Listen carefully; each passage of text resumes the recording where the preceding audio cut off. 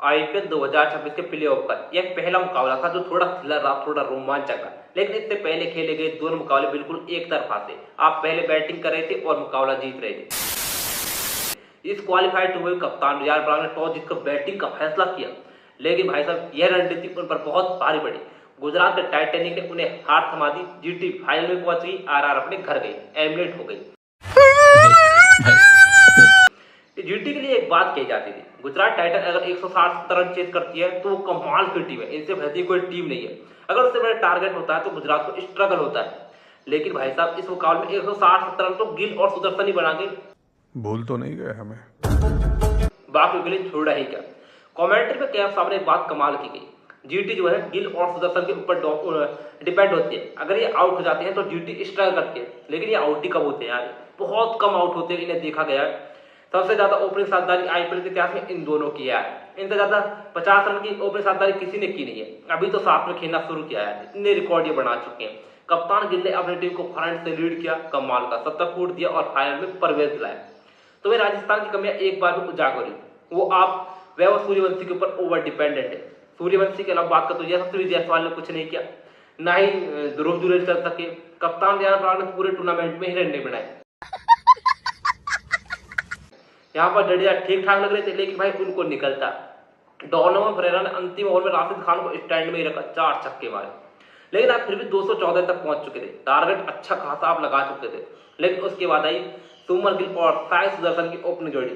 DT के fan को शुभ दर्शन हुए और दोनों की ओपनिंग सावधानी ने मुकाबले को लगभग एक तरफा सा कर दिया। राजस्थान के पास कोई चॉइस ही नहीं बची कि आप इस फाइनल में जा सकते हैं नहीं। 167 रन की ओपनिंग साझेदारी लग गया, 167 रन की ओपनिंग साझेदारी, मुकाबला बिल्कुल एक तरफा सा कर। आईपीएल 2026 के क्वालिफाइड टू की कहानी इस प्रकार से थी, जहां पर राजस्थान ने टॉस जीता, बैटिंग का फैसला किया, लेकिन शुरुआत बहुत खराब हुई। पहले ओवर में सिराज ने यशस्वी जायसवाल को तक किया, अगले ओवर में भाई रबाडा ने ध्रुव जुरेल को फंसा लिया, बस हवा निकल गई। इसलिए नंबर 4 पर आपने रविंद्र जडेजा को प्रमोट किया और यह फैसला कमाल का हुआ।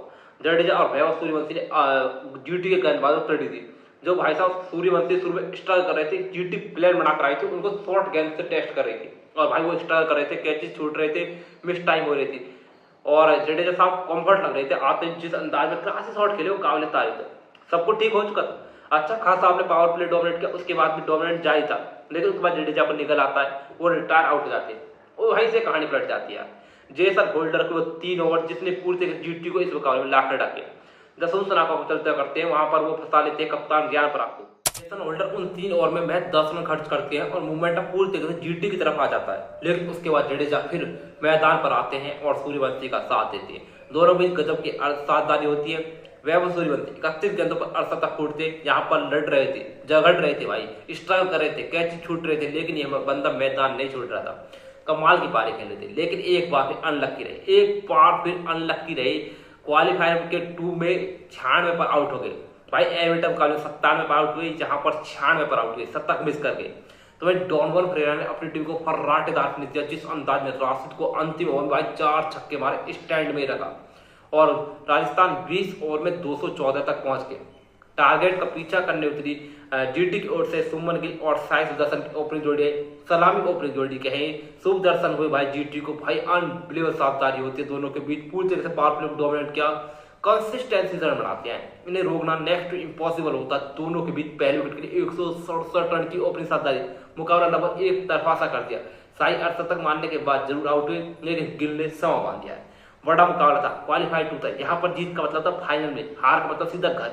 लेकिन बंदे ने जिस अंदाज में अपनी टीम को फ्रंट से लीड किया, दिखा दिया कि आप क्लासी शॉट से भी T20 में रन बना सकते हो। ये नहीं कि आपके पास पावर होनी चाहिए, छक्का मार के या रन बना सकते हो।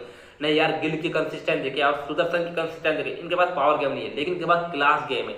यहाँ पर कमाल का शतक फूट दिया, 104 रन की पारी और अपनी टीम गुजरात टाइटन को राजस्थान के खिलाफ विजय दिलाई और फाइनल में प्रवेश भी।